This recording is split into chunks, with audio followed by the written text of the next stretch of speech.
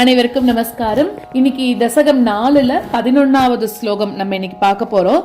இதுக்கு முன்னாடி இருக்கக்கூடிய ஸ்லோகத்துல என்ன சொன்னார், அதாவது முக்தி அடையிறது எப்படி அப்படின்னு சொன்னார் இல்லையா. உடனே மோட்சம் போகணும்னு நினைக்கிறவன் என்ன பண்றான், சூக்ஷ்ம உடம்பையும் விட்டுட்டு ரொம்ப சுத்த சத்துவமான ஒரு சரீரத்தை எடுத்துட்டு, கிட்டத்தட்ட அந்த பெருமாளோட திருமேனிக்கு நிகரான ஒரு சரீரம் எடுத்துட்டு வைகுண்டத்துக்குள்ள போறான். அவன் அந்த போகும்போது அந்த விரஜா நதியில தன்னை சுத்தப்படுத்திண்டு அதுக்கப்புறம் அவன் சுத்த சத்துவமா ஆயிண்டு அந்த வைகுண்டத்துக்குள்ள போறான் அப்படின்னு பார்த்தோம்.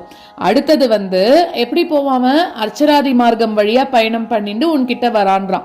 அதாவது மற்ற லோகங்கள்ல ஆசை இல்லாதவன் உன்னை அடையிறான். ஆனா சில பேருக்கு இந்திரலோகமுக்கு போகணும், அப்புறமா சத்தியலோகமுக்கு போகணும், இதெல்லாம் பார்த்துட்டு நான் வைகுண்டம் வரேன் அப்படின்னு நினைக்கிறவனும் இருப்பான் அப்படின்னு சொன்னார் இல்லையா. அவளுக்கும் கூட தலையில இருக்கக்கூடிய பிரம்மரந்திரம் வழியாக அந்த பிராணனானது வெளியேறும்.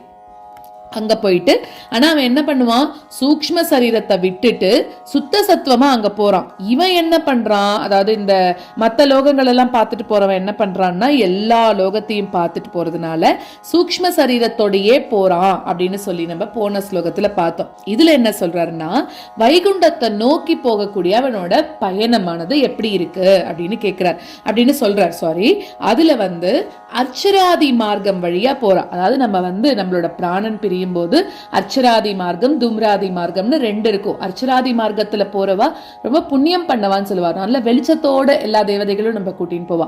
தும்ராதி மார்க்கத்துல இருட்டா இருக்கும், ரொம்ப கரடு முரடா இருக்கும் அந்த பாதைகள்லாம் அப்படின்னு சொல்லுவா. இங்க அர்ச்சராதி மார்க்கம் வழியா போகக்கூடியவன அக்னிக்குரிய தேவன், பகலுக்குரிய தேவன், சுக்லபக்ஷம், உத்தராயணம், இது போல இருக்கக்கூடிய தேவதைகள் எல்லாம் அவளால வழிநடத்தப்பட்டு சூரியலோகத்துக்கு போய் அடையறானோ. அதுக்கப்புறம் உன்மேல இருக்கக்கூடிய ஆசை அதனால என்ன ஆகிறது அப்படின்னாக்க அந்த யோகியானவன் துருவபதம் வரைக்கும் வரான். அதாவது துருவஸ்தானம் வரைக்கும் அவனால அடைய முடியறது, துருவஸ்தானம் வரைக்கும் அடைய முடியறது. அதுக்கு அது இந்த ஸ்லோகத்தை சொல்றான். அதுக்கப்புறமும் அவன் எங்கெல்லாம் போறான், எப்படி எல்லாம் பண்றான், எந்த இதுக்கெல்லாம் வழியா வரான் வைகுண்டத்துக்கு அப்படிங்கறத அடுத்தடுத்த ஸ்லோகத்துல பார்க்கலாம். இப்ப ஸ்லோகத்தை பார்க்கலாம்.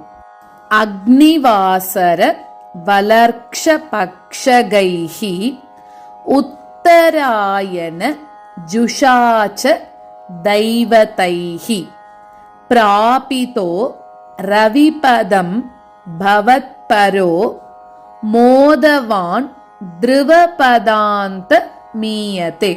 அக்னிவாசரவலர்க்ஷபக்ஷகைஹ அக்னிவாசரவலர்க்ஷபக்ஷகைஹ உத்தராயணஜுஷாச்ச தைவதைஹ உத்தராயணஜுஷாச்ச தைவதைஹ பிராபிதோ ரவிபதம் பவத்பரோ பிராபிதோ ரவிபதம் பவத்பரோ மோதவான் த்ருவபதாந்த மீயதே மோதவான் த்ருவபதாந்த மீயதே.